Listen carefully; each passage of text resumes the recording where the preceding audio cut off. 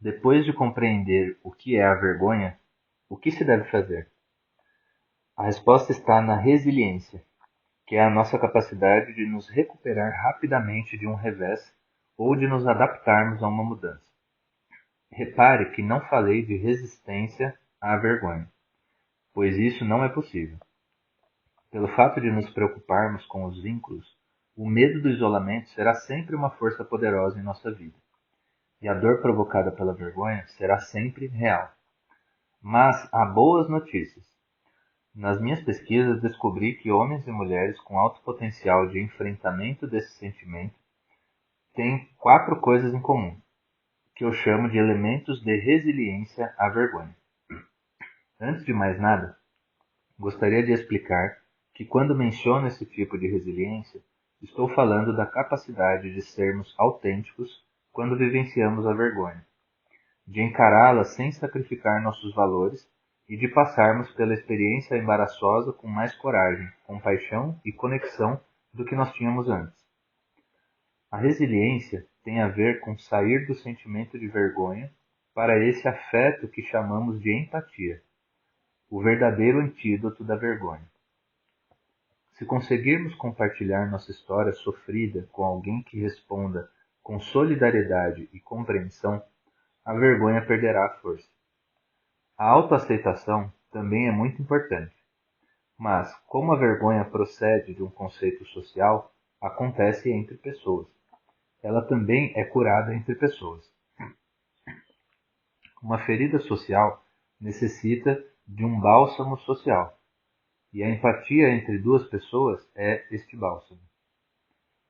A autoaceitação é fundamental porque quando conseguimos ser compreensivos com nós mesmos durante um episódio de vergonha, ficamos mais propensos a nos expressar, nos abrir com alguém e experimentar afeto e empatia.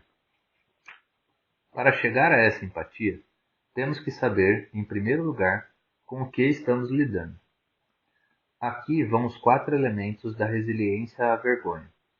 Os passos nem sempre acontecem nesta ordem, mas no final sempre nos levam à empatia e à cura. 1.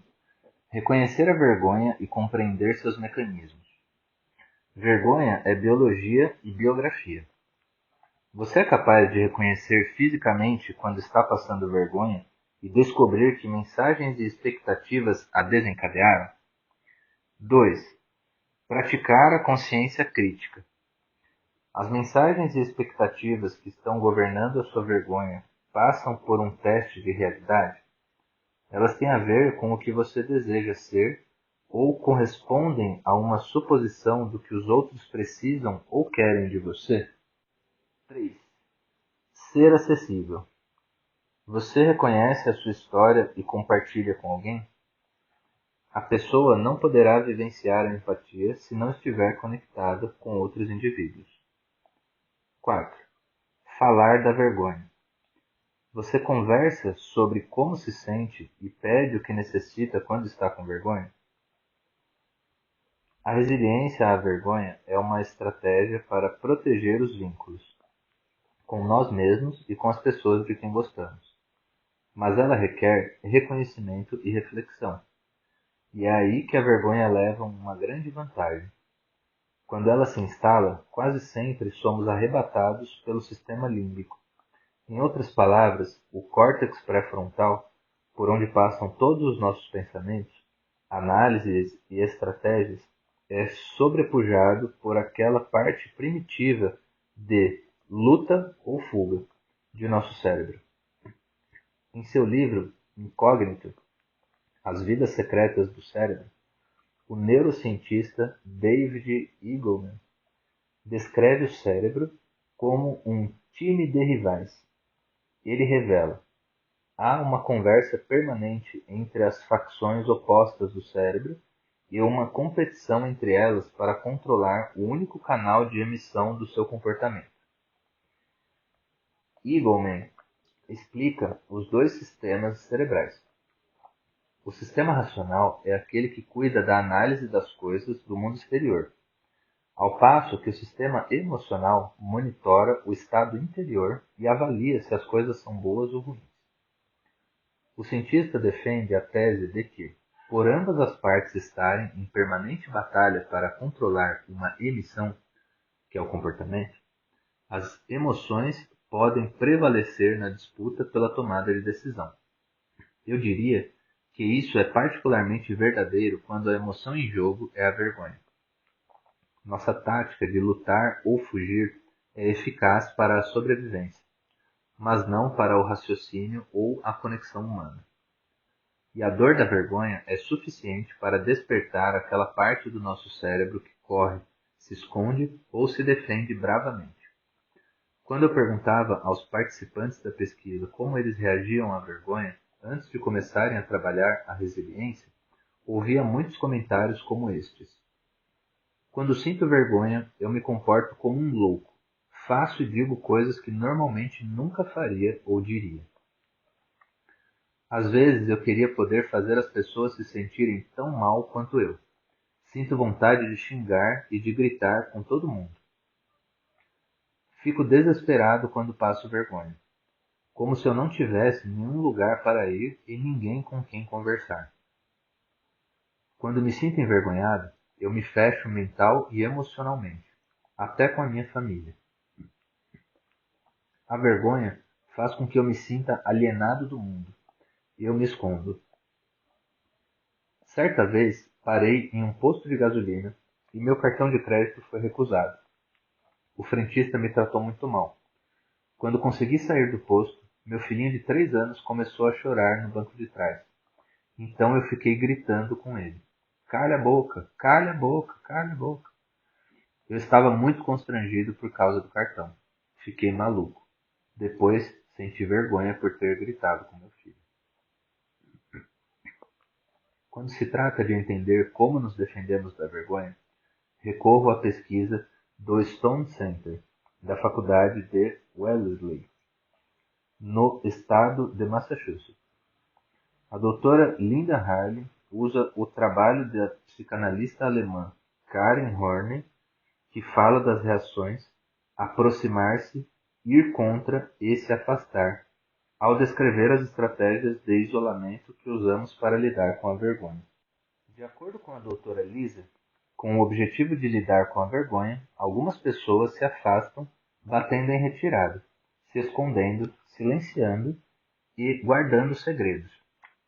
Outras se aproximam, desejando acalmar e agradar. E existem aquelas que vão contra, tentando obter poder sobre os demais, sendo agressivas e usando a vergonha para combater a vergonha. Como ao mandar e-mails realmente maldosos. A maioria de nós utiliza todos esses recursos, em momentos diferentes, com pessoas diferentes e por razões diferentes. Porém, essas características nos afastam do contato e da empatia, pois são voltadas apenas para nos desligar da dor da vergonha. Passei por uma experiência de vergonha que ilustra todos esses conceitos. Trata-se de um bom exemplo da razão por que é tão importante enfrentar a vergonha, se não quisermos amontoar ainda mais humilhação sobre uma situação já sofrida. Recusar convites para palestras é uma situação difícil para mim. Anos e anos de perfeccionismo e de sempre querer agradar as pessoas me deixaram muito desconfortável com a ideia de decepcionar alguém. A boa menina em mim detesta desapontar as pessoas. Os gremlins sopram no meu ouvido. Eles vão achar que você é ingrata. E não seja egoísta. Também luto contra o medo de que, se eu disser não, ninguém mais vai me convidar. É quando os gremlins dizem: você quer mais tempo para descansar? Cuidado com o que deseja, pois esse trabalho de que você tanto gosta pode escapar das suas mãos. Meu novo compromisso de impor limites surgiu depois do período que passei estudando as pessoas plenas e o que é preciso para completar a jornada que começa no "o que as pessoas vão pensar" e termina em "eu sou bom o bastante". As pessoas mais abertas e solidárias que entrevistei nesses anos colocavam e respeitavam limites. Não pretendo pesquisar o tempo todo sobre como ser alguém pleno. Eu quero viver essa plenitude. Por isso, hoje descarto cerca de 80% dos convites para palestras que recebo. Digo sim quando a oportunidade se encaixa com minha agenda familiar, meus compromissos de pesquisa e minha vida. Recentemente, recebi um e-mail de um homem que se mostrava muito zangado porque eu me recusava a falar em um evento que ele estava organizando. Declinei o convite porque a data batia com um aniversário de uma pessoa da minha família. A mensagem continha até ofensas pessoais. Em vez de respondê-las, resolvi encaminhá-la ao meu marido, dizendo exatamente o que eu pensava daquele sujeito e de sua mensagem eletrônica. Eu precisava descarregar minha vergonha e minha raiva. Só que, em vez de clicar em encaminhar para meu marido, eu cliquei em responder.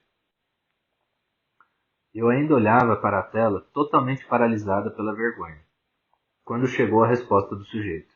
Ele dizia: "Ah, eu sabia, você é uma pessoa horrível, não é plena, que fraude." O ataque de vergonha já estava em potência máxima. Minha boca estava seca, o tempo havia desacelerado e minha vista ia ficando turva. Já era difícil absorver aquele turbilhão de emoções, quando os gremlins começaram a sussurrar: "Você é mesmo uma fraude. Como pode ser tão burra?" Eles sempre sabem exatamente o que dizer. Assim que consegui recuperar o fôlego, comecei a murmurar: "Dor, dor, dor, dor, dor." Essa tática é uma invenção de Caroline, uma mulher que entrevistei na primeira fase da minha pesquisa, e 2 anos depois, quando ela já praticava a resiliência à vergonha, ela me contou que sempre que se sentia envergonhada, começava a repetir a palavra dor em voz alta. Caroline me disse: "Sei que parece maluquice, mas por alguma razão funciona." É claro que funciona. É uma maneira brilhante de sair do modo de sobrevivência do cérebro primitivo e puxar o córtex pré-frontal de volta para o comando. Depois de 1 ou 2 minutos do mantra dor, eu respirei fundo e tentei me recuperar. Reconheci os sintomas físicos que me permitiam retomar o pensamento racional e me lembrei dos 3 movimentos contra os gremlins que são os modos mais eficazes de lidar com a vergonha. E, felizmente, eu já vinha praticando esse método há um bom tempo para saber que ele vai totalmente contra a minha intuição e que eu só tenho que confiar no processo. 1. Praticar a coragem e ficar acessível. É natural querermos nos esconder, mas a maneira de combater a vergonha e de honrar quem somos é compartilhar nossas experiências com alguém que tenha conquistado o direito de ouvi-las, alguém que goste de nós.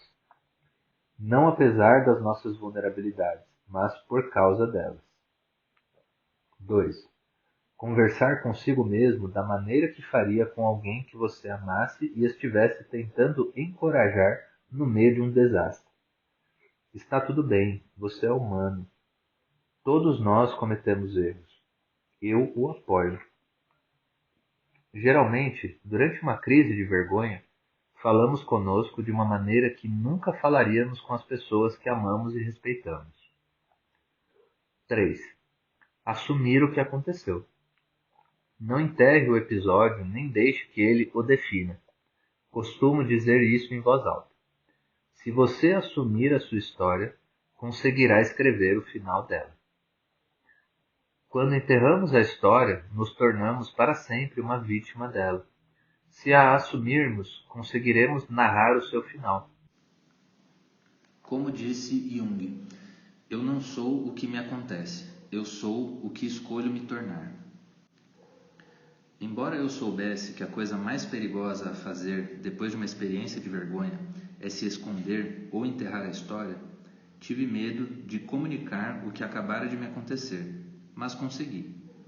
Telefonei para o meu marido, Steve, e para minha amiga Karen. Ambos me ofereceram o que eu mais precisava naquele momento: empatia. A melhor lembrança de que não estamos sozinhos. Em vez de julgamento, que só aumenta a vergonha. A empatia transmite um simples reconhecimento: você não está sozinho. Empatia significa conexão. É uma escada para fora do buraco da vergonha. Steve e Karen não só me ajudaram a sair do poço escuro pelo fato de terem me escutado e me transmitido amor, mas também se mostraram vulneráveis quando me contaram que já haviam estado no mesmo buraco.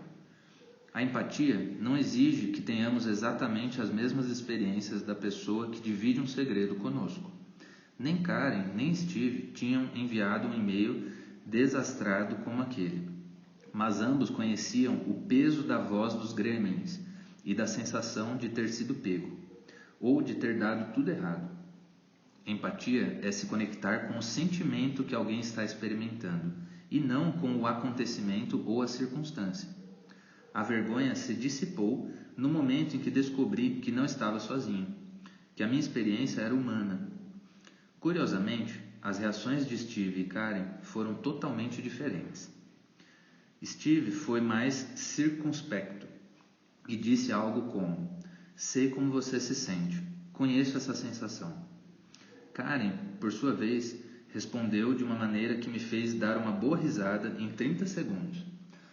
O que eles tiveram em comum em suas reações foi que os dois se colocaram no meu lugar e disseram que tinham passado por algo parecido, fazendo com que eu me sentisse mais normal. Não há maneira certa ou errada de demonstrar empatia. É simplesmente escutar, criar espaço para a sinceridade, não emitir julgamentos, se conectar emocionalmente e transmitir aquela incrível mensagem restauradora que diz: você não está sozinho. As conversas com Steve e Karen me permitiram superar a vergonha, recuperar a calma e responder ao e-mail a partir de um estado em que eu era capaz de ser autêntica e reconhecer meu valor. Assumi a minha parte de culpa naquela troca raivosa de mensagens e me desculpei pela linguagem inapropriada. Também impus limites claros para futuras comunicações e nunca mais tive notícias do sujeito. A vergonha se alimenta do segredo.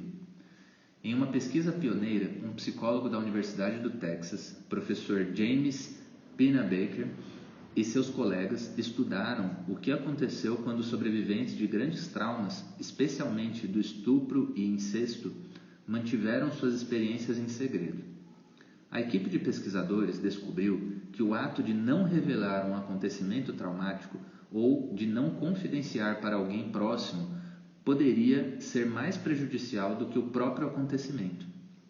Inversamente, quando as vítimas partilhavam suas histórias e experiências, sua saúde física melhorava, as visitas aos médicos eram menos frequentes e elas apresentavam uma queda significativa em seus hormônios do estresse. Desde o seu primeiro trabalho sobre os efeitos maléficos de manter segredos, Pennebaker concentrou grande parte de sua pesquisa no poder de cura da escrita terapêutica. No livro Escrevendo para Curar, Pennebaker explica: desde a metade da década de 80, um número crescente de pesquisas vem se concentrando no valor terapêutico da escrita como meio de promover a cura. Cresce a evidência de que o ato de escrever sobre a experiência traumática por apenas 15 ou 20 minutos por dia, durante 3 ou 4 dias, pode produzir mudanças concretas na saúde física e mental. A escrita emocional pode afetar também os hábitos de sono, a eficiência no trabalho e a maneira como as pessoas vitimadas se relacionam. A resiliência à vergonha é uma prática, e assim como Pennebaker, acredito que escrever sobre nossas experiências de vergonha é um componente incrivelmente poderoso para a sua superação. Leva-se tempo para amadurecer essa prática e adquirir coragem para reconhecer as falhas e falar sobre as coisas difíceis. É preciso dar o primeiro passo. Comente sobre o livro que está lendo e conte a sua história. Essa é uma ótima maneira de começar. Teias e caixas. Como mulheres e homens vivenciam a vergonha de forma diferente. Nos primeiros 4 anos de minha pesquisa sobre a vergonha, eu me concentrei somente nas mulheres. Algo me dizia que, se eu unificasse a coleta de dados de homens e mulheres, acabaria perdendo algumas nuances importantes das experiências deles. E o fato de ter optado por entrevistar apenas mulheres também teve a ver com achar que, quando se tratava de valorização e dignidade, as mulheres eram as que mais sofriam. Em algum nível, também percebo que minha resistência a abrir o escopo estava baseada numa intuição de que entrevistar homens seria como mergulhar em um mundo novo e estranho para mim. Como de fato aconteceu. Ao falar com os homens, me deparei com um mundo novo e estranho, um mundo de sofrimento não expressado. Tive um vislumbre disso em 2005, no final de uma de minhas palestras. Um homem alto e magro, aparentando uns 60 anos, seguiu sua mulher até a frente do salão. Conversei com ela por alguns minutos, enquanto autografava alguns livros que ela havia comprado. Quando começou a se afastar, seu marido lhe disse: "Me espere lá fora que eu já vou." Ela deixou bem claro que não queria que ele ficasse para conversar comigo, mas o homem não cedeu. Então a mulher se retirou para o fundo do salão e ele se dirigiu a mim na mesa de autógrafos. Ele começou inocentemente dizendo: "Gostei do que você disse sobre a vergonha. É muito interessante." Eu lhe agradeci e esperei. Sabia que viria mais por aí. O homem se inclinou e continuou: "Estou curioso. E quanto aos homens e à vergonha? O que você aprendeu sobre nós?" Fiquei aliviada. A conversa não iria durar muito, porque eu entendia pouco do assunto. "Não fiz muitas entrevistas com homens", expliquei. "Estudo apenas mulheres." Ele fez que sim com a cabeça e disse: "Entendo, é conveniente." No mesmo instante, senti os cabelos da minha nuca se arrepiarem em atitude defensiva. Forcei um sorriso e perguntei, na voz alterada que costumo usar quando me sinto desconfortável: "Por que conveniente?" "Quer mesmo saber?" "Claro", respondi, preparando-me para a guerra. Nós temos vergonha, uma vergonha profunda, mas quando a reconhecemos e contamos nossa história, não encontramos apoio. Eu me esforcei para manter contato visual com ele. Sua dor nua e crua me emocionou, mas eu ainda tentava me proteger. Quando eu estava prestes a fazer um comentário sobre como os homens são duros uns com os outros, ele se antecipou e disse: "Antes que você mencione professores, chefes, irmãos e pais como os únicos vilões da história," ele apontou para o fundo do salão onde estava a esposa e continuou: "Minha mulher e minhas filhas, aquelas para quem você autografou os livros, preferem me ver morto a me verem fraquejar. Você diz que as mulheres querem nos ver vulneráveis e verdadeiros, mas, convenhamos, vocês não aguentam nos ver assim." Tomei cuidado para não demonstrar, mas eu estava reagindo da mesma forma ao que ele me contava. Suas palavras me atingiram de uma maneira que só a verdade é capaz de fazer. Ele soltou um longo suspiro e, tão rápido quanto havia começado, se despediu. "É tudo que eu queria dizer, obrigado por me ouvir." E foi embora. Passei anos pesquisando mulheres e ouvindo suas histórias e conflitos. Naquele momento, entendi que os homens têm as próprias histórias e que, se tivermos que achar nosso caminho para lidar melhor com a vergonha, faremos isso juntos. Portanto, esta sessão é sobre o que aprendi sobre as mulheres e os homens, sobre como nos magoamos reciprocamente e como precisamos uns dos outros para a cura. Agora que estudei a ambos, passei a acreditar que homens e mulheres são igualmente afetados pela vergonha.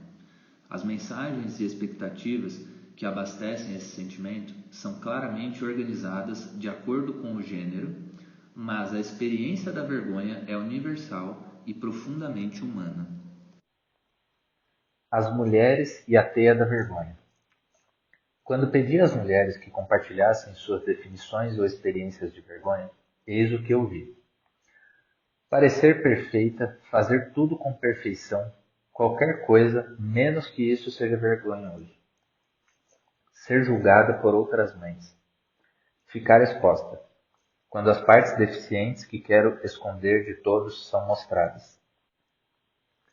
Por mais coisas que eu conquiste ou por mais progresso que alcance, o lugar de onde vim e o que passei na vida sempre me impedirão de sentir que sou boa o bastante. Embora todo mundo saiba que não há como dar conta de tudo, Todos ainda esperam que seja feito. Vergonha é quando você não vai conseguir e tenta fazer parecer que está tudo sob controle. Nunca ser o bastante em casa. Nunca ser o bastante no trabalho. Nunca ser o bastante na cama. Nunca ser o bastante com meus pais. Vergonha é nunca ser o bastante. Relembrando as 12 áreas da vergonha: aparência e imagem corporal, dinheiro e trabalho, maternidade e paternidade, família, criação de filhos, saúde física e mental, vícios, sexo, velhice, religião, traumas e estigmas ou rótulos. O primeiro gatilho para as mulheres, em termos de força e universalidade, é a primeira área, nossa aparência.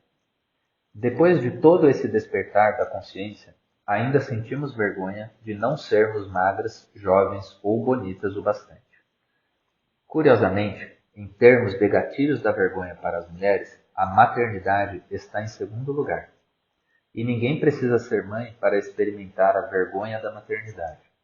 A sociedade enxerga a feminilidade e a maternidade como laços insolúveis. Dessa forma, o valor de uma mulher está quase sempre determinado pelo lugar que ela ocupa em relação a seu papel como mãe ou mãe em potencial. As mulheres são constantemente questionadas sobre por que não se casaram e, caso sejam casadas, por que não tiveram filhos. Até mesmo mulheres que são casadas e têm apenas um filho são sempre questionadas sobre por que não tiveram um segundo filho. Se a mulher trabalha fora, a primeira pergunta é: e como ficam seus filhos? Se não trabalha fora, muda para: que tipo de exemplo você está dando para suas filhas? A vergonha da maternidade é onipresente. É como um direito de nascença para mulheres. Mas a maior dificuldade para as mulheres, que amplifica a vergonha independentemente da área de atuação, é que todos esperam que nós sejamos perfeitos. E não nos é permitido nem sequer parecer que estamos trabalhando para isso. A perfeição simplesmente tem que se materializar. E tudo deve parecer fácil e sem esforço. Espera-se que sejamos beldades naturais, mães natas, líderes natas, e ainda precisamos pertencer a famílias naturalmente encantadoras. Quando vasculho as páginas de minha pesquisa em busca de definições e exemplos proporcionados por mulheres, sempre visualizo uma teia. É como se houvesse uma arraigada e complexa teia de aranha de expectativas superpostas, conflitantes e concorrentes que ditam exatamente quem devemos ser, o que devemos ser, como devemos ser. Quando penso nos meus esforços para ser tudo para todos, algo para o qual nós, mulheres, fomos educadas, vejo como cada movimento que faço me retém ainda mais. E depois, quando tento me livrar, cada esforço para sair da teia me leva a ficar ainda mais presa. Isso porque toda escolha tem consequências ou leva alguém a ficar zangado ou decepcionado com você. A teia é uma metáfora para a clássica situação do dilema insolúvel. A escritora Marilyn Frye descreve um dilema insolúvel como uma situação na qual as opções são muito limitadas e todas elas carregam em si a possibilidade de nos expor a um castigo, uma censura ou uma privação. Em termos de expectativas conflitantes e concorrentes, as mensagens para as mulheres são estas: seja perfeita, mas não se preocupe muito com isso e não sacrifique o tempo com sua família, seu cônjuge ou seu trabalho para atingir a perfeição.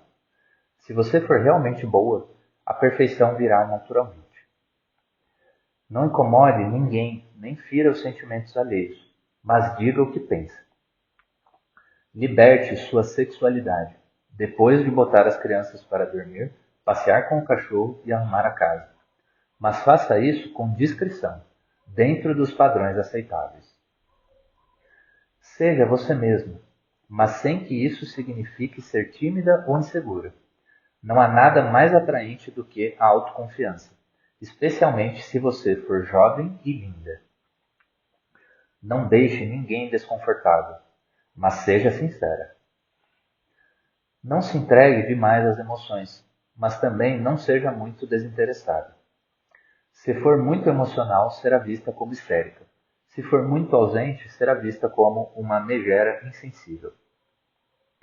Em um estudo recente nos Estados Unidos sobre conformidade às normas de gênero, os pesquisadores classificaram os atributos mais importantes associados a ser feminina: ser simpática, perseguir um ideal de magreza, mostrar modéstia ao não chamar atenção para os próprios talentos e habilidades, ser caseira, cuidar bem dos filhos, investir em um relacionamento romântico, manter intimidade sexual dentro de uma relação de compromissos e usar os recursos financeiros para investir na aparência.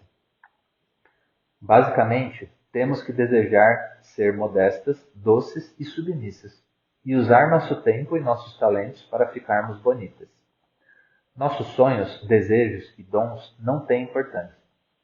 Todas as mulheres bem-sucedidas que entrevistei me falaram de seus esforços diários para se livrar das regras do passado, a fim de que pudessem se afirmar, defender suas ideias e se sentirem bem com seu poder e suas conquistas. A exigência de ser modesta, doce e submissa pode parecer ultrapassada, mas a verdade é que as mulheres ainda se rendem a isso onde quer que encontrem ou usem a própria voz. Quando o vídeo da conferência TED foi para a internet, eu quis me esconder. Implorei que meu marido virasse um hacker e entrasse no site para tirar aquela porcaria do ar.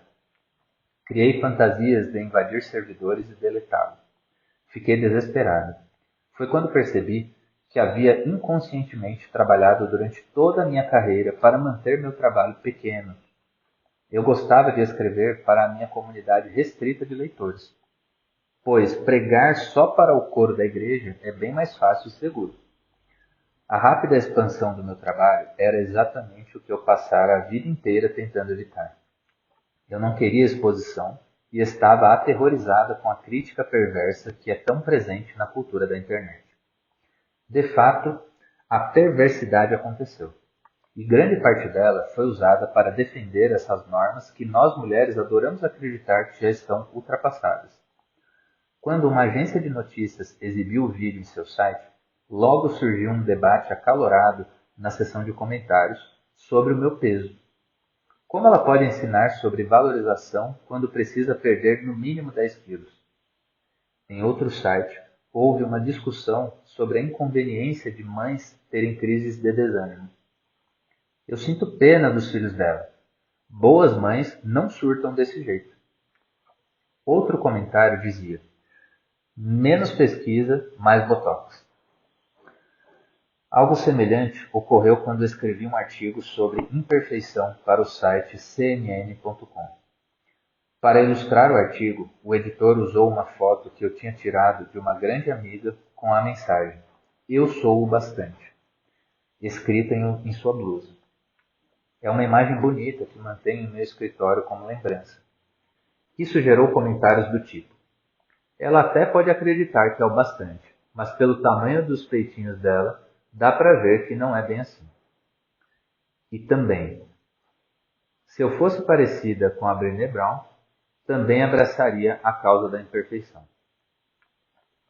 Sei que esses exemplos são sintomáticos da cultura cruel que suportamos hoje, da qual todo e qualquer indivíduo representa um alvo, mas repare em como e em que ponto escolheram atacar.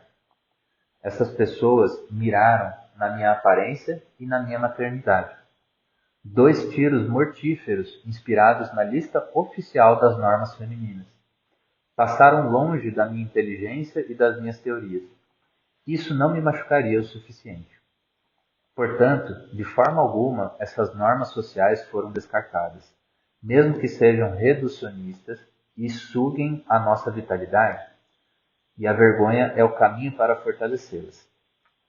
Trata-se de outra razão, porque a resiliência à vergonha é um pré-requisito para a vulnerabilidade. Acredito que o usei grandemente na minha palestra na TED. Falar sobre minhas dificuldades foi uma atitude muito corajosa, dada a tendência que tenho de me proteger e usar a pesquisa como uma armadura. E a única razão para eu ainda estar de pé e estar aqui escrevendo este livro é que desenvolvi algumas armas afiadas para lidar com a vergonha e tenho certeza de que a coragem se tornou uma virtude muito importante para mim. Aqueles comentários acionaram a vergonha em mim. Eu me senti ofendida, furiosa, quis chorar e sumir. Mas eu me permiti sentir essas coisas por algumas horas, alguns dias, e então me expus. Falei dos meus sentimentos com as pessoas que eu amo e segui em frente. Saí dessa experiência mais corajosa, mais tolerante e mais conectada com a vida. Também parei de ler comentários anônimos. Se uma pessoa não está na arena da vida como nós, lutando e dando a cara à tapa, não estou interessada no que ela tem a dizer. Como os homens vivenciam a vergonha? Quando pedi aos homens que definissem a vergonha ou me falassem sobre o assunto, eis o que ouvi. Vergonha é o fracasso, no trabalho, no campo de futebol, no casamento, na cama, com as finanças, com meus filhos, não importa onde, vergonha é o fracasso. Vergonha é ser errado. Não fazer algo errado, mas ser errado. Vergonha é a sensação de ser defeituoso. A vergonha acontece quando as pessoas pensam que você é fraco. É humilhante e vergonhoso não ser visto como alguém durão. Revelar qualquer fraqueza é vergonhoso. Vergonha é fraqueza. Demonstrar medo é vergonhoso. Não podemos demonstrar medo. Não podemos ter medo. Não importa do que. Vergonha é ser visto como o cara que pode ser facilmente dominado. Nosso maior medo é sermos criticados ou ridicularizados. Essas duas coisas são extremamente vergonhosas. Basicamente, os homens vivem sob a pressão de uma mensagem dura e impiedosa. Não seja considerado um fraco. Sempre que meus alunos da graduação vão entrevistar homens, digo a eles que se preparem para 3 coisas: histórias do tempo de colégio, metáforas de esporte e a palavra maricas, ou qualquer outro sinônimo. Quando comecei a escrever sobre minha pesquisa com homens, usei a imagem de uma caixa para exemplificar como a vergonha aprisiona os homens. Assim como as exigências sobre as mulheres é que elas sejam naturalmente bonitas, magras e perfeitas em tudo, principalmente na maternidade, a caixa de regras que dizem aos homens o que eles devem e não devem fazer e quem eles estão autorizados a ser. Mas, para os homens, todas as regras ecoam o mesmo mandamento: não seja fraco. Nunca me esquecerei do que disse um jovem de 20 anos que fazia parte de um pequeno grupo de universitários que eu estava entrevistando. Deixe-me lhe mostrar a caixa. Mesmo sentado, dava para ver que ele era um rapaz alto. Ele disse: imagine viver assim, e foi se encolhendo e fingindo que estava sendo comprimido dentro de uma pequena caixa. Ainda encurvado, ele prosseguiu: nós só temos 3 escolhas. Passamos a vida lutando para sair, dando socos nas laterais da caixa, na esperança de que ela quebre. Ficamos sempre revoltados e vivendo aos tropeções. Ou desistimos e deixamos de nos importar. Nesse ponto, ele desmoronou no chão. Nos segundos que se seguiram, daria para escutar o barulho de uma agulha caindo no chão. Essa demonstração foi uma das mais sinceras e corajosas que tive o privilégio de presenciar. E sei que as pessoas naquela sala foram profundamente afetadas por ela. Depois da entrevista em grupo, o rapaz compartilhou comigo algumas histórias de sua vida. Ele havia sido um pintor prodígio na sua infância e se encolheu um pouco ao descrever como tinha certeza, desde muito novinho, de que seria feliz se pudesse passar a vida pintando e desenhando. Ele contou que, um dia, seu tio apontou para alguns desenhos seus que estavam pregados na geladeira e disse em tom debochado para seu pai: "O que é isso? Você está criando um artista afeminado agora?" Depois disso, ele me revelou seu pai, que sempre se colocara de forma neutra em relação à sua arte, o proibiu de continuar estudando pintura. E mesmo a mãe, que até então se mostrava orgulhosa de seu talento, concordou que aquilo era coisa de menina. O rapaz me disse ainda que ele fizera um desenho de sua casa no dia anterior àquele episódio cruel e que desde então havia sido a última coisa que desenhara. Grandes e todo-poderosos. Quanto mais aprendo sobre os homens e suas experiências com a vergonha, mais associo a tudo isso a imagem da caixa daquele universitário. Os meninos já nascem dentro dela, mas, quando são pequenos, ainda podem se movimentar um pouco. Podem chorar e se agarrar à mãe. Porém, à medida que vão crescendo, há cada vez menos espaço para se agitar. Quando viram homens, é sufocante. Assim como as mulheres, os homens são aprisionados em seus próprios dilemas insolúveis. Nos últimos anos, com a recessão na economia americana, comecei a ver que depois que a escassez tomou conta da nossa sociedade, a mensagem não é mais apenas não seja fraco. Agora também inclui: é melhor você ser grande e todo-poderoso. Essa noção me veio à mente pela primeira vez quando entrevistei um homem que estava mergulhado na vergonha por estar desempregado. Ele me disse: é estranho, meu pai sabe, meus 2 amigos mais próximos sabem, mas minha esposa não sabe. Há 6 meses, todas as manhãs, eu ainda me arrumo e saio de casa como se fosse para o trabalho. Só que eu me dirijo para o outro lado da cidade, me sento em um banco de praça e procuro emprego. A expressão no meu rosto deve ter deixado transparecer o que passava pela minha cabeça. Como ele conseguiu manter essa situação por tanto tempo? E sem esperar pela próxima pergunta, ele mesmo respondeu: ela não quer saber. E mesmo que já soubesse, ela ia querer que eu continuasse fingindo. E acredite em mim, se eu arranjar um novo emprego e só contar depois que já estiver empregado, ela ficará agradecida. Saber a verdade mudaria sua maneira de me enxergar, e ela não está interessada nisso. Eu não estava preparada para ouvir dos homens sobre como as mulheres de suas vidas, mães, irmãs, namoradas e esposas, os criticam o tempo todo por não serem acessíveis e vulneráveis e por fugirem da intimidade, ao mesmo tempo que estão na frente daquela caixa apertada onde seus homens estão agachados, se escondendo. Eis o padrão doloroso que emergiu da minha pesquisa com os homens. Nós pedimos a eles que sejam transparentes, suplicamos que nos deixem entrar e imploramos que nos digam quando estão com medo. Mas a verdade é que a maioria das mulheres não segura essa barra. Nos momentos em que os homens se mostram verdadeiramente vulneráveis, a maioria de nós entra em pânico, que se expressa como indignação e desprezo. Mas os homens são muito inteligentes.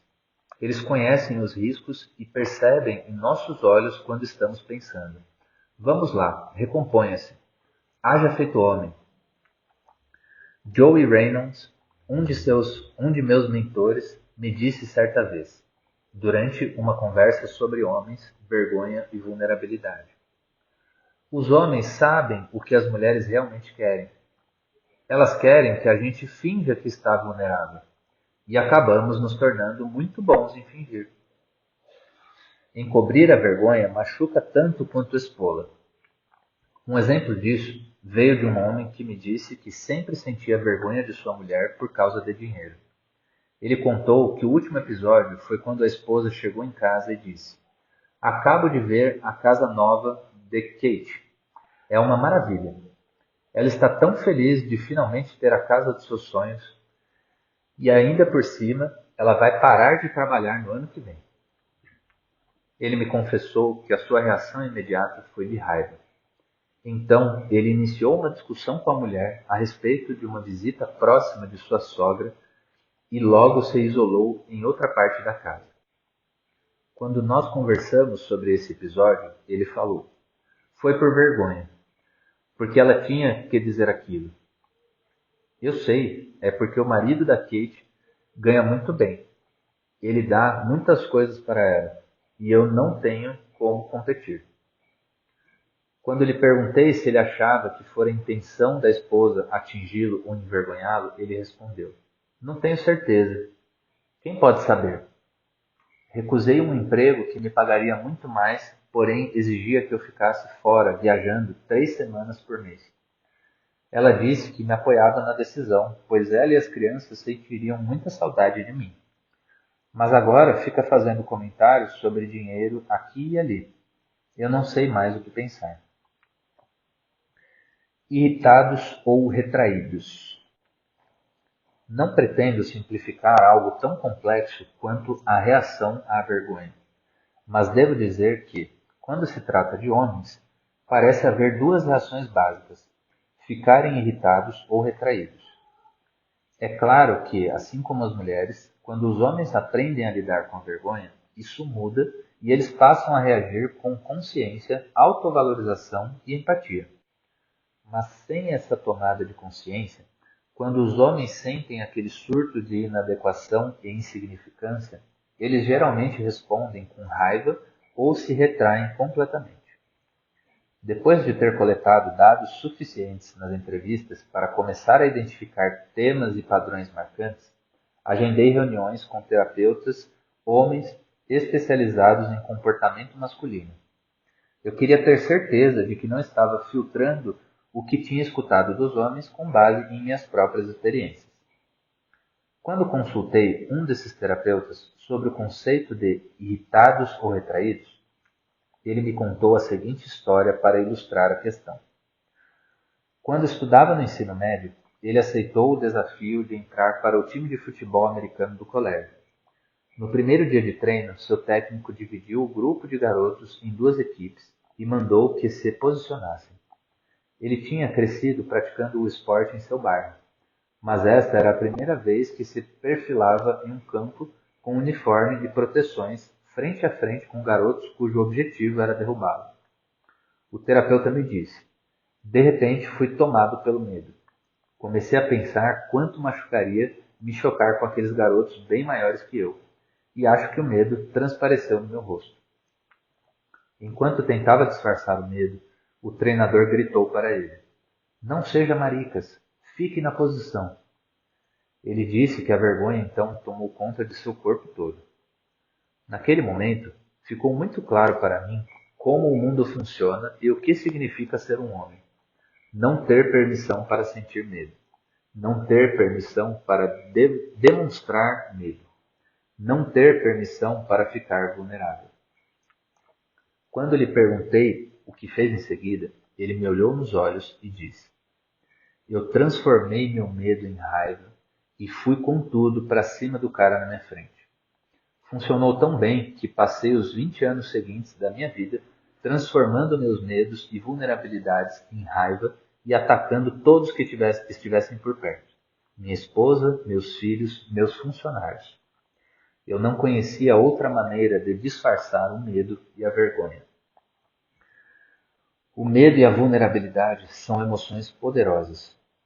Não há como simplesmente ignorá-los. Você tem que fazer algo com eles.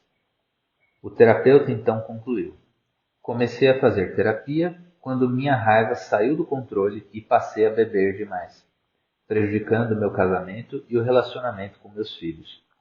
É por isso que trabalho com isso hoje. A resiliência à vergonha, com os 4 elementos que vimos no capítulo anterior, tem a ver com um meio termo, uma opção que nos permita abraçar o momento e encontrar a coragem emocional de que precisamos para reagir de uma maneira que não contrarie nossos princípios. Sou tão exigente com os outros quanto sou comigo mesmo. Assim como o pai que podou o talento de seu filho artista ou o treinador que pegou pesado com seu time de garotos, as mulheres também podem ser muito duras com outras mulheres.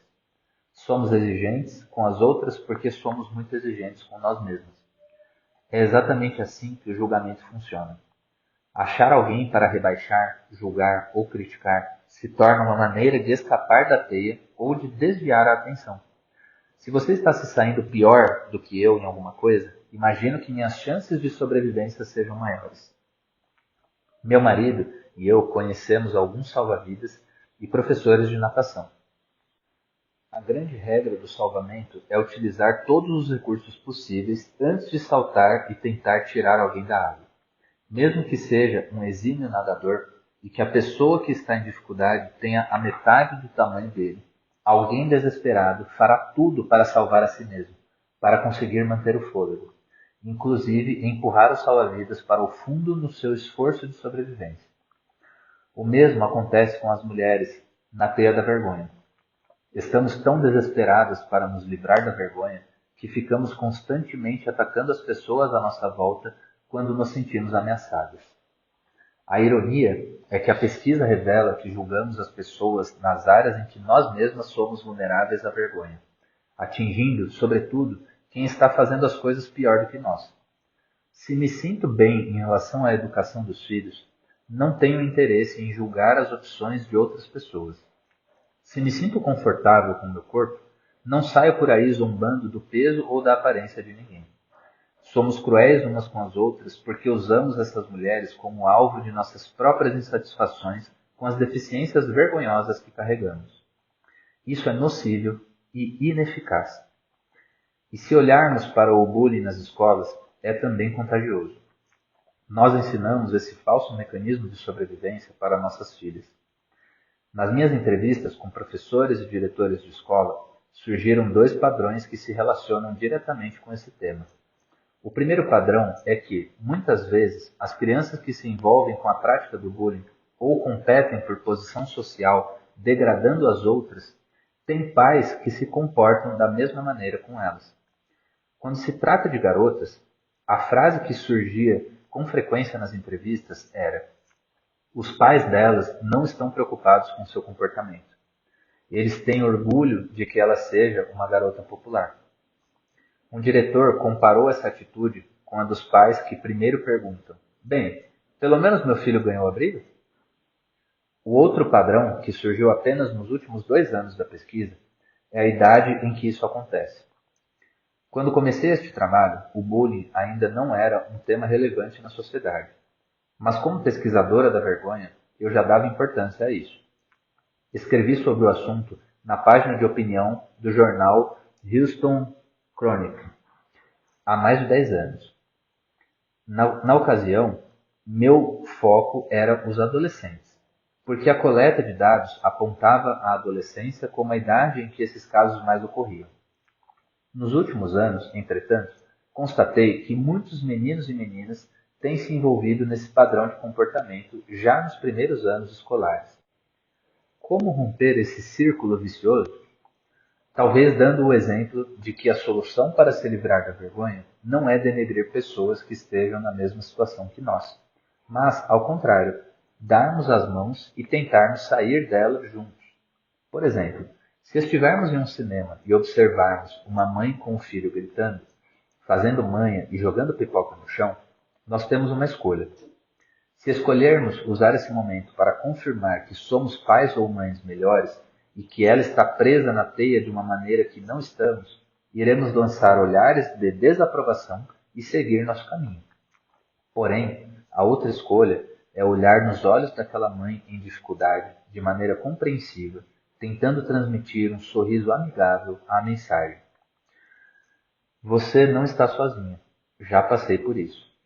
E assim fazê-la se sentir mais acolhida e segura. Isso é empatia, e empatia requer vulnerabilidade, pois sempre corremos o risco de levar um fora, mas ainda assim vale a pena. O número crescente de homens e mulheres dispostos a correr o risco da vulnerabilidade e partilhar suas histórias de vergonha me dá muita esperança. Vejo isso em atividades de aconselhamento formais e informais, nos blogueiros que usam a tela para dividir suas experiências com os leitores, nas escolas que não só estão se tornando cada vez menos tolerantes com o bullying entre os alunos, mas também estão chamando à responsabilidade os professores, os inspetores e os pais. Os adultos estão sendo cobrados a promover o modelo de sanidade emocional que tanto querem ver nas crianças e nos jovens. Há uma transformação silenciosa acontecendo que está nos levando de afrontar o outro para nos aproximar do outro. Sem dúvida, essa transformação exigirá saber lidar com a vergonha. Se estivermos dispostos a ousar grandemente e a nos arriscar ficando vulneráveis, nos libertaremos da teia e reconheceremos nosso valor. Homens, mulheres, sexo e imagem corporal. Em 2006, tive um encontro com 22 estudantes universitários para falar sobre a vergonha. Em determinado momento, um rapaz de 20 e poucos anos contou que acabara de se divorciar de sua esposa, pois quando voltou do serviço militar, descobriu que ela estava tendo um caso. Ele disse que não ficou surpreso, porque nunca tinha se sentido bom o bastante para ela. Confessou que perguntava à ex-mulher constantemente o que ela queria e que sempre que chegava perto de satisfazer suas necessidades, ela redefinia a meta para mais longe. Uma moça da turma pediu a palavra e disse: "Os rapazes são iguais nisso. Eles também nunca estão satisfeitos. Nós nunca somos bonitas, atraentes ou magras o bastante." Em questão de segundos, o foco se tornou imagem corporal e sexo. A discussão era principalmente sobre como é assustador fazer sexo com alguém de que se gosta quando se está envergonhado com alguma parte do corpo. As jovens que começaram a discussão disseram: "Não é fácil fazer sexo e manter a barriga encolhida. Como a gente pode sentir prazer quando está preocupada com a gordurinha nas costas?" O rapaz que compartilhou a história do divórcio levantou a mão e gritou: "O problema não é a gordurinha nas costas. Vocês estão preocupados com isso, mas nós não. Não estamos nem aí." O grupo ficou completamente em silêncio. Ele respirou fundo e completou: "Parem de fantasiar sobre o que se passa em nossa cabeça. O que realmente pensamos é: você me ama? Você se importa comigo? Você me quer? Eu sou importante para você? Sou bom o bastante?" É isso que estamos pensando na cama. Quando se trata de sexo, sentimos que a nossa vida está em jogo. E vocês ficam preocupadas com essas bobagens? Nesse momento, alguns rapazes na sala estavam tão exasperados que colocaram as mãos sobre o rosto. Algumas garotas choravam e prendiam a respiração. Uma das moças que tinha levantado a questão da imagem corporal disse: "Eu não entendo. Meu ex-namorado vivia criticando meu corpo." O rapaz que deflagrara toda aquela comoção respondeu: "É porque ele é um idiota, não porque é homem." Um outro rapaz, já próximo dos 30, se manifestou de seu lugar, olhando firme para todos nós. "É verdade. Quando vocês querem estar conosco sem reservas, nos sentimos mais valorizados. Ficamos mais felizes. Acreditamos mais em nós mesmos. Estou casado desde os 18 anos e é o que sinto com minha mulher." Até aquele momento, eu nunca pensara que os homens pudessem se sentir vulneráveis em relação ao sexo. Jamais tinha imaginado que a autoestima deles estivesse de alguma maneira em jogo. Depois disso, conversei com muitos outros homens a respeito de temas como sexualidade, vergonha e valorização, incluindo profissionais de saúde mental. Uma das entrevistas foi com um terapeuta que passara mais de 20 anos trabalhando apenas com clientes do sexo masculino.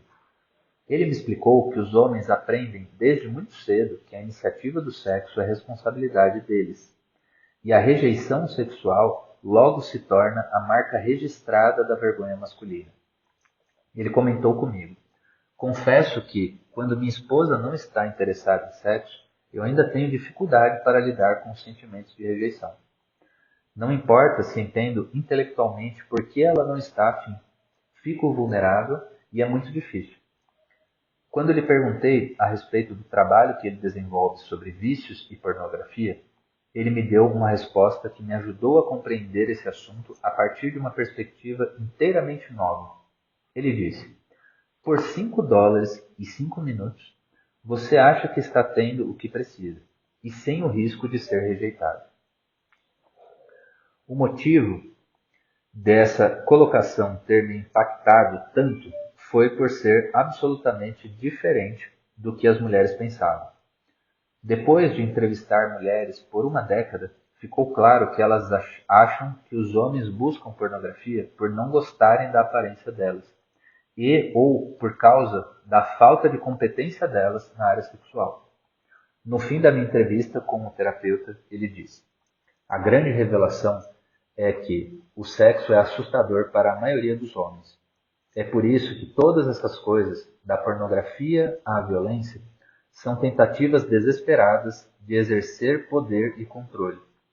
A rejeição é profundamente dolorosa. Desenvolver um relacionamento íntimo, físico ou emocional, é quase impossível quando nossos mecanismos de vergonha estão ativados, com força total. Algumas vezes, esses acessos de vergonha estão diretamente ligados ao sexo e à intimidade. Porém, com muita frequência, são os gremlins lançando confusão sobre nossos relacionamentos. Como vimos, os motivos mais comuns para a vergonha estão relacionados à imagem corporal, envelhecimento, aparência, dinheiro, criação de filhos, maternidade e paternidade, esgotamento, ressentimento e medo. Quando perguntei a homens, mulheres e casais como eles praticavam a espontaneidade de uma pessoa plena em torno desses tópicos tão delicados, uma resposta surgiu repetidas vezes. Com conversas sinceras e afetuosas, que requerem grande vulnerabilidade. Precisamos ser capazes de falar sobre como nos sentimos, sobre o que necessitamos e desejamos. E precisamos ouvir com o coração aberto e a mente aberta. Não há relacionamento íntimo sem vulnerabilidade. As palavras que nunca podemos desdizer. Quando converso com casais, consigo ver como a vergonha produz uma das dinâmicas mais letais para um relacionamento. As mulheres que sentem vergonha quando acham que não são ouvidas ou valorizadas costumam lançar mão de críticas e provocações. Por que você nunca faz o bastante? Ou, você nunca faz isso direito. Os homens que sentem vergonha quando são criticados por serem incapazes se calam, levando as mulheres a ferir e provocar mais, ou reagem com raiva. Nos primeiros anos de nosso casamento, Steve e eu caímos nesse padrão. Lembro-me de uma discussão que tivemos em que estávamos muito irados. Depois de 10 minutos de recriminações insistentes de minha parte, ele se virou para mim e disse: chega, me deixe sozinho por 20 minutos. Eu não aguento mais. Ele se trancou no quarto e isso me deixou tão enlouquecida que esmurrei a porta e o desafiei. Volte aqui e brigue comigo. Naquele instante, quando ouvi a mim mesma, percebi o que estava acontecendo. Ele tinha chegado ao ponto de se fechar ou reagir com raiva, e eu estava me sentindo desprezada e incompreendida. A consequência foi o desespero mútuo. Steve e eu completamos 18 anos de casamento. Ele é, sem dúvida, a melhor coisa que já me aconteceu. Quando nos casamos, nenhum dos dois tinha a menor ideia do que era um bom modelo de parceria ou do que era preciso para fazer o casamento funcionar. Se alguém nos perguntar hoje o que consideramos a chave do sucesso de nosso relacionamento, a resposta será: vulnerabilidade, amor, humor, respeito, esforço para se libertar da vergonha e uma vida livre de culpa. Nós aprendemos muito disso tudo em nosso próprio processo cotidiano de tentativa e erro, mas também com o meu trabalho e com os participantes da pesquisa que tiveram coragem de compartilhar suas histórias comigo. Sou muito grata a eles. Passar vergonha é uma experiência incrivelmente dolorosa. O que frequentemente não percebemos é que provocar a vergonha dos outros é igualmente sofrível. E ninguém faz isso tão bem quanto um cônjuge ou os pais. Estas são as pessoas que nos conhecem melhor e que têm acesso às nossas vulnerabilidades e aos nossos maiores temores. Felizmente, podemos pedir perdão por envergonhar alguém que amamos. Mas a verdade é que esses comentários deixam marcas. Envergonhar alguém que amamos em sua vulnerabilidade é a mais séria de todas as violações de segurança. Mesmo se pedirmos desculpa, já teremos causado prejuízos sérios, porque demonstramos a nossa inclinação para usar informações sagradas como uma arma. Em A Arte da Imperfeição, compartilho a definição de amor que desenvolvi com base nos meus registros. Cultivamos o amor quando permitimos que nosso eu mais vulnerável e poderoso seja totalmente visto e conhecido, e quando honramos a conexão espiritual que surge dessa ação com confiança, respeito, gentileza e afeto. Amor não é algo que damos ou recebemos, é algo que nutrimos e fazemos crescer. Um vínculo que só pode ser cultivado entre duas pessoas quando já existe dentro de cada uma delas. Só podemos amar alguém na medida em que amamos a nós mesmos. Vergonha, culpa, desrespeito, traição e negação de afeto danificam as raízes que fazem o amor crescer. O amor só consegue sobreviver a essas agressões se elas forem reconhecidas, curadas e não acontecerem com frequência. Desenvolver essa definição foi uma das tarefas mais difíceis que já tive. Profissionalmente, parecia pretensioso tentar definir algo tão grande e importante como o amor. Essa sempre me pareceu uma incumbência de poetas e artistas. Minha motivação não era esgotar o assunto, mas iniciar uma conversa sobre o que precisamos e queremos do amor. Confesso que combati os dados da pesquisa com todas as minhas forças. Eu ouvia repetidamente dos participantes que o amor próprio era um pré-requisito para amar os outros. E detestava isso. Às vezes, é muito mais fácil amar Steve e as crianças do que amar a mim mesmo. É muito mais fácil aceitar suas peculiaridades e excentricidades do que praticar o amor próprio, convivendo todos os dias com meus enormes defeitos. Mas, tendo praticado o amor próprio com perseverança nos últimos anos, posso afirmar que isso aumentou incomensuravelmente a qualidade dos meus relacionamentos. Ao amar a mim mesmo, ganhei coragem para me mostrar e ficar vulnerável de maneiras novas. E é disso que se trata o amor. Alguns de nós são ótimos em fazer declarações de amor. Mas estamos mesmo indo além das palavras? Estamos conseguindo ser nosso eu mais vulnerável? Estamos mostrando confiança, gentileza, afeição e respeito para com nossos parceiros?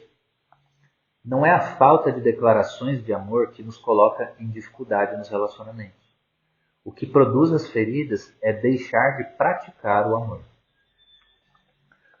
Tornando-se autêntico. Anteriormente, neste capítulo, mencionei que os pesquisadores descobriram que atributos como ser simpática, magra e modesta são virtudes que nossa cultura associa à feminilidade.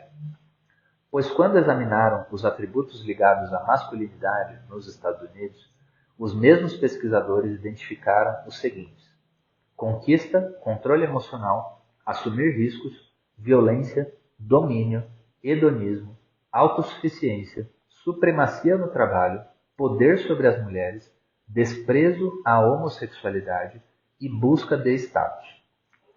Entender essas listas e o que elas significam é de fundamental importância para compreender a vergonha e promover a resiliência.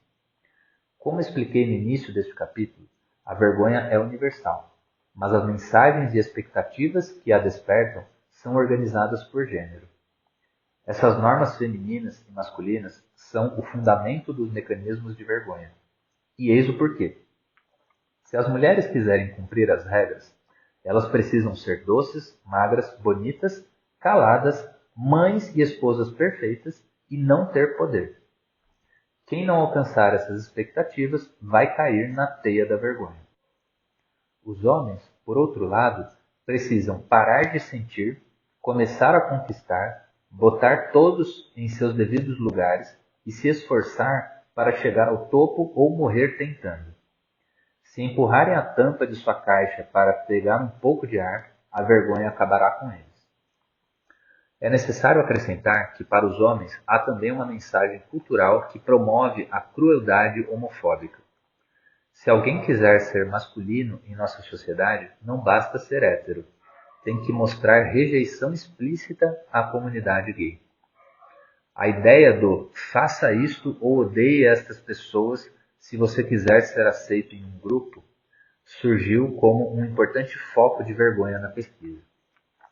Não importa se o grupo é uma gangue, uma torcida organizada, um grupo da igreja ou um clube de machistas, o pedido que se faz aos membros para odiarem ou desprezarem outro grupo de pessoas como uma condição de aceitação tem tudo a ver com o controle e poder. Depois de analisar os 11 atributos da masculinidade, concluo que este não é o tipo de homem com quem eu quero passar minha vida, e que não é assim que desejo criar meu filho. A palavra que me vem à mente quando penso em uma vida construída em torno desses princípios é isolamento, que é o pior tipo de solidão. Quando converso com homens e mulheres com alta capacidade de resiliência à vergonha, constato que estão bastante conscientes dessa lista. Eles mantêm os esquemas em mente para que, quando a vergonha bater à porta, possam checar essas normas à luz da realidade, praticando o segundo elemento da resiliência à vergonha, que é a consciência crítica. Feito isso, podem, então, escolher conscientemente não fazer o jogo dela. O homem possuído pela vergonha ouve: você não deve ficar emotivo quando tiver que demitir pessoas. O homem que pratica a resiliência à vergonha reage assim: não vou aceitar essa mensagem. Trabalhei com esses caras durante 5 anos. Conheço suas famílias. Tenho o direito de me preocupar com eles. A vergonha sopra no ouvido da mulher que está fora da cidade a negócios. Você não é uma boa mãe, porque vai perder a peça teatral da turma de seu filho. A mulher que pratica a resiliência responde: estou ouvindo, mas não vou cair nessa. Maternidade é muito mais do que ir a uma apresentação de teatro. Uma das maneiras mais poderosas de fortalecer nossos gatilhos da vergonha é aceitar as normas baseadas nessas camisas de força de gênero. Um dos padrões revelados na pesquisa foi a constatação de como todo esse esforço para desempenhar papéis se torna quase insuportável por volta da meia-idade. Os homens se sentem cada vez mais isolados e o medo do fracasso os paralisa. As mulheres se sentem exaustas e pela primeira vez enxergam claramente que as expectativas do começo são impossíveis de cumprir. As realizações, os elogios e as conquistas, que são uma parte sedutora de viver segundo essas normas, começam a parecer um péssimo negócio. Lembrar que a vergonha é o medo de perder vínculos, o medo de não sermos dignos de amor e de aceitação, nos ajuda a entender por que tantas pessoas na meia-idade passam a colocar seu foco na vida dos filhos, trabalhar 60 horas por semana, envolver-se em vícios e casos extraconjugais ou se entregar à completa desmotivação. Nós começamos a desmoronar. As expectativas e mensagens que abastecem a vergonha nos impedem de perceber quem nós somos como pessoa. Hoje, olho para trás e me sinto muito grata pelas mulheres e pelos homens corajosos que compartilharam suas histórias comigo. Jogar fora essas listas do que nós deveríamos ser é outro ato de coragem. Amar a nós mesmos e nos apoiarmos mutuamente no processo de nos tornarmos autênticos talvez seja o maior gesto de viver com ousadia. Vou terminar este capítulo com um trecho clássico da literatura infantil de língua inglesa, de 1922, O Coelho de Veludinho, da escritora Margaret Williams. É uma bela lembrança de como é muito mais fácil nos tornarmos autênticos quando sabemos que somos amados. Ser real não tem a ver com a maneira como nós fomos feitos, disse o Pele de Cavalo. É uma coisa que acontece. Quando uma criança o ama por muito, muito tempo, e não apenas para brincar com você, mas o ama de verdade, então você se torna real. E isso dói? Quis saber o coelho. Às vezes, respondeu o Pele de Cavalo, pois ele era sempre muito sincero. Mas quando somos reais, não nos importamos de nos ferir. Tudo isso acontece de uma vez ou acontece aos pouquinhos? Não acontece tudo de uma vez. Você se torna real, leva muito tempo. Por isso, não ocorre normalmente com pessoas que desmontam com facilidade, ou que têm pontas afiadas, ou que têm que ser tratadas com muito cuidado. Geralmente, quando você se torna real, a maior parte do seu pelo já caiu. Seus olhos pularam para fora. Suas juntas já se curvaram e você está bem surrado. Mas essas coisas não incomodam mais, porque, quando se torna real, não pode mais ser feio, a não ser para as pessoas que não entendem de nada.